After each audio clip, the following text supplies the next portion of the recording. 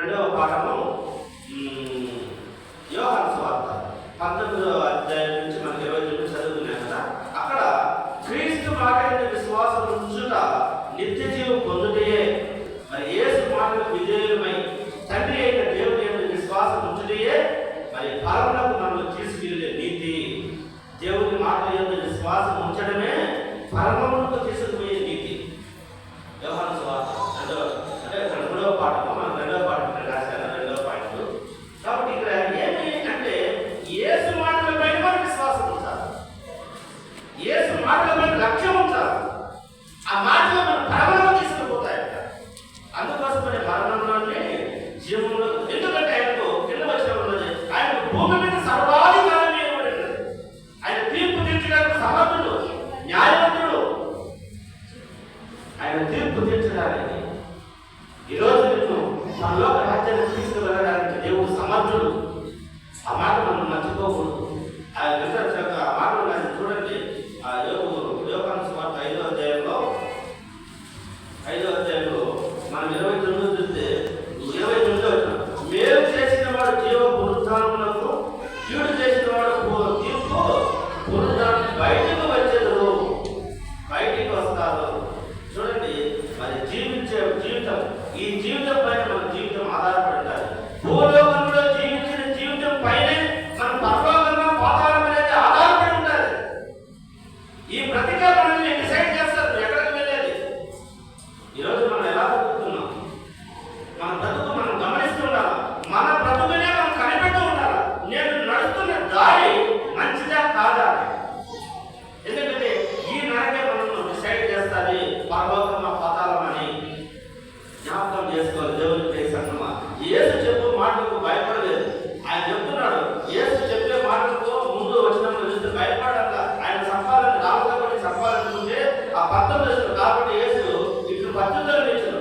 తండ్రి ఏది చేయడం కుమారుడు చూచునో అదే కానీ తనంతా తాను ఏమి చేయలేడు. ఆయన వేటిని చేయను వాటినే కుమారుడు అలాగూ చేయను. తండ్రి కుమారుని ప్రేమించు, తాను చేయు వాటిని ఎలను ఆయన అగుపరుచున్నాడు మీద నిశ్చయంగా చెబుతున్నాను. చూడండి, దేవుడు కుమారుడు చెప్తే యూదులు ఆయన కొట్టి చంపేస్తారు, కానీ ఆయన భయపడదు. ఎందుకంటే యూదులు ఎటువంటి వారంటే, ఇప్పుడు ఇజ్రాయెల్ దేశంలో యుద్ధం జరుగుతుంది కదా, వాళ్ళు యేసుక్రీస్తు నమ్మరు.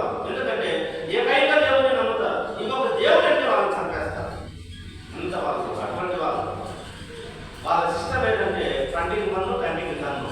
వాళ్ళ ధర్మశాస్త్రం, ఇటు ధర్మశాస్త్రం అంటే 5 కథలు వాళ్ళు. ఆ కొత్త నిబంధన లేదు వాళ్ళు. ప్రేమ కరుణ కృప అనేది వాళ్ళు ఉండదు. దెబ్బకు దెబ్బ అంతే.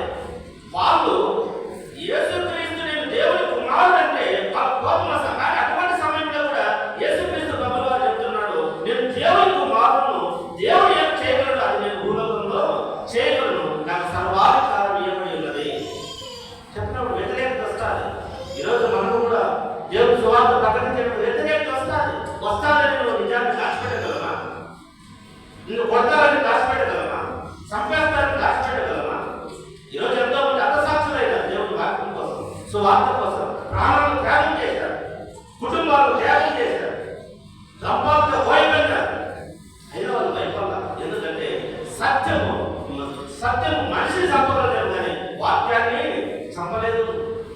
కాబట్టి దేవుడి ప్రేసంగమా, ఈ ఉదయకాలంలో దేవుడు యథార్థత కలిగి ధైర్యముగా నువ్వు దేవుడు ఒప్పుకుంటున్నామా? ఈరోజు కూడా మనం ఒప్పుకునే స్థితిలో మనం ఉన్నామా? ఒకసారి ఆలోచన చేయాలి.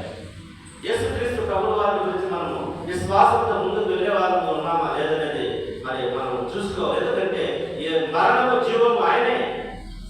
మరణించాలని మనం మరణ తీర్పు పంపించేది ఆయనే, జీవాన్ని పంపించేది ఆయనే. ఎవడు నా యందు విశ్వాసం వస్తాడో వారిని నేను పూర్ణ శాంతి గలవారిని చేస్తాను.